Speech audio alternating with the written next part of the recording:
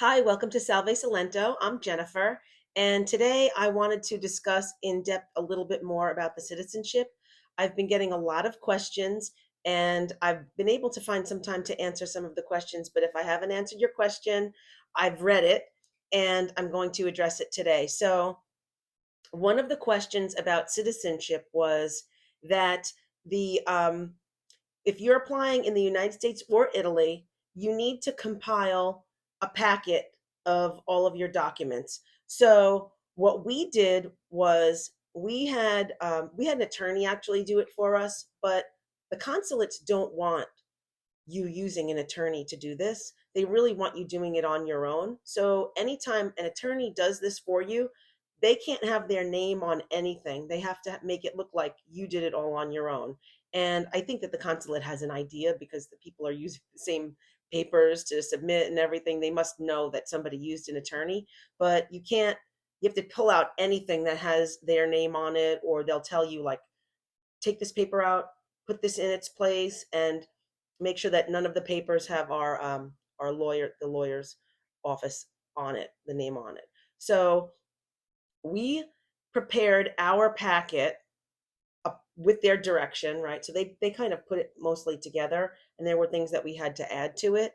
There are a few things that you need to know before you gather all of your paperwork. You know, you can't just take all of your documents that you get from Vital Check or from whatever issuing authority they are, whether it's New York City or whether it's Pennsylvania or anywhere else that your documents are coming from. You really need to know exactly what they want you to have at the consulate. So you have to go on the consulate's website, navigate through. Most of them will have it translate from Italian into English. And then, if not, open it with Google, and Google will offer to translate the website. And that's just as good as their translation. Sometimes it's better. What I noticed on Miami's site, for example, that they won't, if it's in English, they won't have the documents available. So you went on there and you said, okay, now I need them in English, but then you can't find the documents anywhere. You can't find the forms that you need to fill out. They just don't show up. So your best bet is to go on Google, then open that consulate website, have it translated each web page you open from Italian into English, and then you'll actually get to see those things that were missing, because I thought that was a little odd, but maybe they didn't prepare them in English, which it seems silly because it's for citizenship, but maybe they want you to know Italian already, which we all know is a little bit difficult, right? Especially for me. But so you go on that website and print out the I would just print out the whole page of, it says if you're eligible for citizenship, excuse me. So on there, it actually details if you are seeking citizenship through your grandfather on your father's side or your grandfather on your mother's side or whatever. This is exactly what you need, and they detail it. And they tell you if you're eligible or not. There's some people that aren't eligible, and I believe the date is July 14th, 1912. If your relative came over and naturalized prior to that date, you are not eligible for citizenship at all. But anyone that, even if they came over before then, but then naturalized after that date, is eligible. So go on there, see what they need. There are forms at the bottom of this page, forms 1, 2, 3, and 4. And these you need to have, and you need to have them for every ascendant that's on your list, uh, if they're living or deceased. So the forms 1, 2, 3, and 4 will be for you seeking citizenship, for people that are alive still. So say your parent that is still alive, that you're seeking citizenship through that line, they need to have one form filled out. If your parent is deceased, then there's a different form to fill out for them, and then for all of the ascendants above them. So those documents, all of the documents that you get, including those forms, need to have legalization, they need to be apostilled, and they all need to be translated into Italian. So how are they going to do that? When they translate these documents into Italian, they look exactly like the original document. So whoever does these translations has a template that they use for all of these documents that come over to them, and they actually get translated in Italy. I think there's people in the US that do it, but I actually found somebody that's in Italy and does the translations and also does referrals for attorneys in Italy if you want to file in Italy.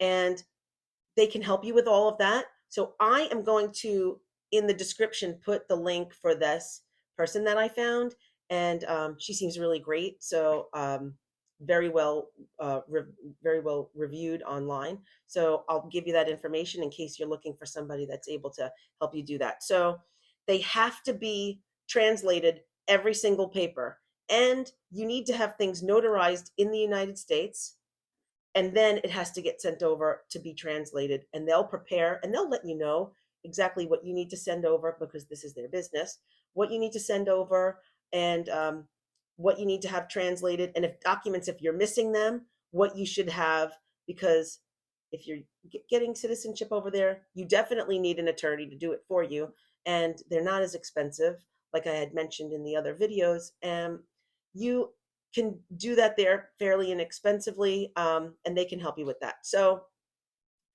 one of the other questions that someone was asking me about was, what if they can't find my relative's naturalization record?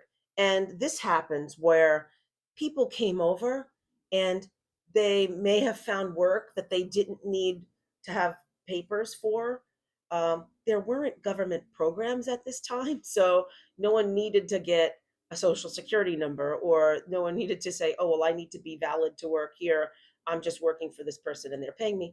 You didn't really need to naturalize, which in a way it's good, because then you don't have to worry that they renounced before anybody was born. But in a way you have to do a little bit of extra paperwork. The certificate of non-existence of records from USCIS, if there was no naturalization, is necessary. And you also need a letter of negative search from the NARA. So from both of these authorities, you need to say, okay, they didn't find my record. There's no record of naturalization, and the NARA actually searched and they couldn't find anything. And so both of these together, this says to the Italian issuing authorities that they never did naturalize, they never did renounce their citizenship, and you're eligible. Those do not have to be translated, as far as I know, what I found out online. I would make sure, and the translator and the attorneys that are helping you will be able to let you know if you need to do that. So I know that this whole process can be a little time consuming and it may be a little bit confusing, but don't get overwhelmed. I would do one step at a time. If you want to consult the attorney over there first, great idea, because they'll tell you exactly which documents that you need to get. And then you can get those documents instead of wasting time getting documents that you might not need. I know that some people may have been having issues trying to get documents that the issuing authority says that they're not legally entitled to. Most of the New York City records, they just want proof that you are eligible to receive those records. And you just need to write maybe a little family tree and send it in and say, this is why I'm entitled to receive these documents, and I'm seeking citizenship and I need them for this. And then they'll let you know if you need something else, if you need to go to a court to be able to get these documents from the issuing authority, whoever it is. And that might take a little bit of extra time, but I found that online, the clerks of these courts, they handle most of this work. It doesn't have to go in front of a judge or anything like that. So you can just fill out the request and they will, with all of that same information that you had sent, that why you're entitled to be able to, get these documents. And then they'll issue you the form that you can submit to the issuing authority saying, yes, I can definitely get these documents. So I hope that this video helped today. Again, if you have any questions, please put in the comments questions that you might have, and saying that, you know, you're in this situation and you're that situation. If I can't answer you directly, watch the next video, because I'm trying to answer everybody's questions at once. Everybody's situation is different, and you might have something that doesn't pertain to somebody else, but you know, I'll try to put them in the video. So thanks again for watching. If you like these videos, please click on the like and subscribe. It really helps us out, and I'm glad to see you again. Take care. Ciao.